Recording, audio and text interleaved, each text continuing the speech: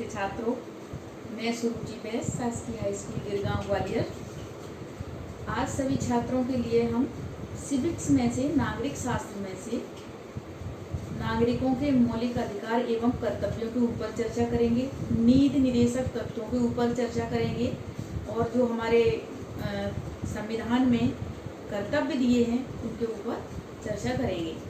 ये जो प्रश्न है भारतीय संविधान के अंतर्गत बहुत ही महत्वपूर्ण प्रश्न है, जिसमें मौलिक अधिकार, मौलिक कर्तव्य, नीति निर्देशक तत्वों के ऊपर सभी महत्वपूर्ण प्रश्न हैं जो हमेशा परीक्षाओं में आते रहते हैं। सभी छात्र इसको ध्यान से देखेंगे और इसकी तैयारी करेंगे। हमारा जो संविधान है वो 22 भागों में विभाजित है और उसमें संविधान के अनुच्छेद 3 में मौलिक अधिकारों का वर्णन है, 4 में नीति निर्देशक तत्वों का वर्णन है और संविधान के 4 का में हमारे मौलिक कर्तव्यों का वर्णन दिया गया है, जो हमारे लिए बहुत ही महत्वपूर्ण है। इनको हम क्रम बाई क्रम तैयार करेंगे। पहले हम देखेंगे मौलिक अधिकार। हमारे 6 मौलिक अधिकार हैं। हम 6 मौलिक अधिकारों को देखेंगे। समानता का अधिकार, स्वतंत्रता का अधिकार, शोषण के विरुद्ध अधिकार, धार्मिक स्वतंत्रता का अधिकार, शिक्षा एवं संस्कृति का अधिकार और संवैधानिक उपचारों का अधिकार। इन अधिकारों की चर्चा हम करेंगे आज और इनके ऊपर जो प्रश्न है उसको हम लिखेंगे, सभी छात्र लिखेंगे और इनकी तैयारी करेंगे।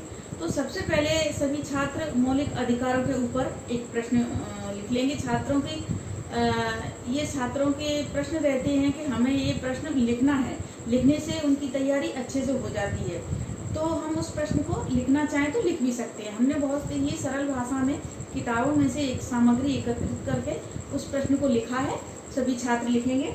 पहले हम एक चार्ट देखेंगे, जैसे हमने 6 मौलिक अधिकारों को ऐसे थोड़ा बनाया है, तो छात्र समझने के लिए ये देखेंगे। भारतीय संविधान में वर्णित मौलिक अधिकार, हमारे 6 मौलिक अधिकार हैं।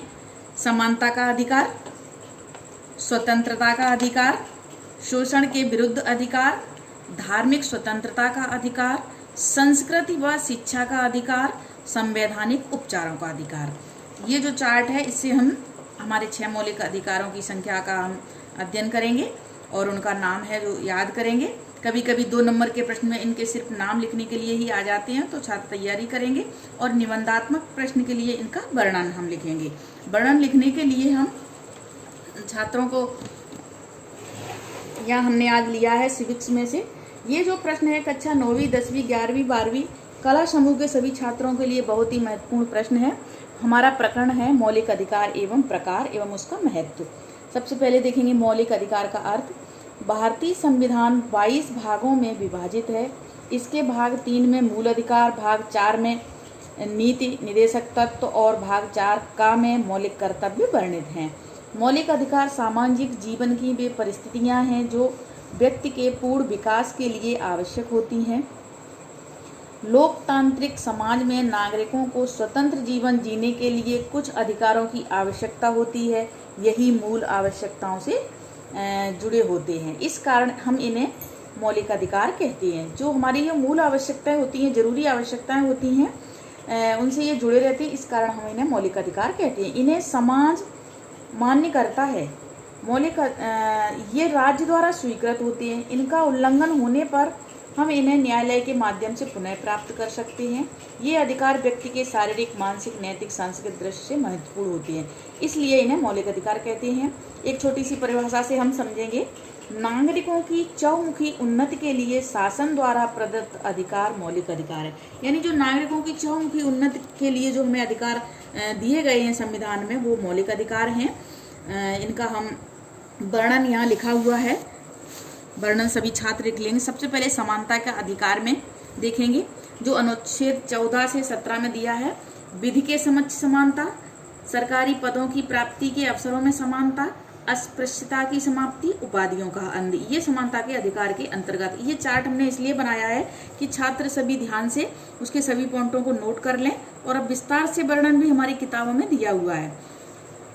स्वतंत्रता के अधिकार में भाषण व अभिव्यक्ति की स्वतंत्रता, अस्त्र शस्त्र के बिना शांतिपूर्ण ढंग से एकत्रित होने की स्वतंत्रता, समूह निर्माण की स्वतंत्रता, आने जाने की स्वतंत्रता, भारत में कहीं भी निवास की स्वतंत्रता और रोजगार की स्वतंत्रता।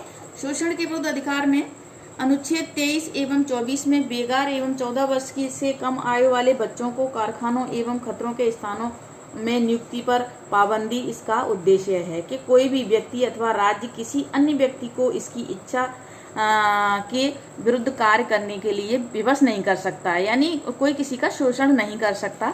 धार्मिक स्वतंत्रता के अधिकार के अंतर्गत छात्र लिखेंगे, पहला पॉइंट है अंतःकरण और धर्म की स्वतंत्रता। धार्मिक कार्यों में प्रबंध की स्वतंत्रता रहेगी। किसी विशेष धर्म के पोषण हेतु कर नहीं लगाया जा सकता।